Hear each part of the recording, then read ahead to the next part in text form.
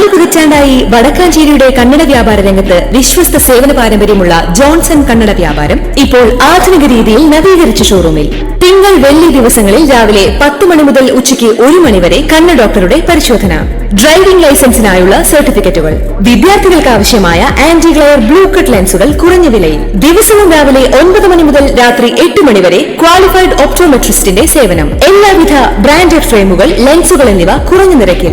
Johnson കണ്ണട വ്യാപാരം, John's tower, divine ആശുപത്രിക്ക് എതിർവശം, വടക്കാഞ്ചേരി. ഫോൺ 94963474.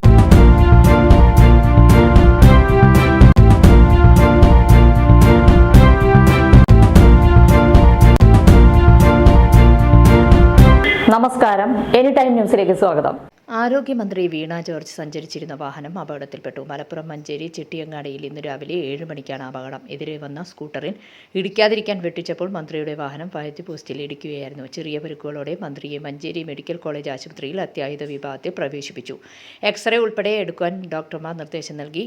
ഉരുൾപൊട്ടലുണ്ടായ വയനാട് മേപ്പാടിയിലേക്ക് പോവുകയായിരുന്നു മന്ത്രി. News desk, any time news. ഞങ്ങളുടെ ചാനൽ സബ്സ്ക്രൈബ് ചെയ്യുക, ഫേസ്ബുക്ക് ഫോളോ ചെയ്യുക. വാർത്തകൾ വേഗത്തിലറിയാൻ എനി ടൈം ന്യൂസ്.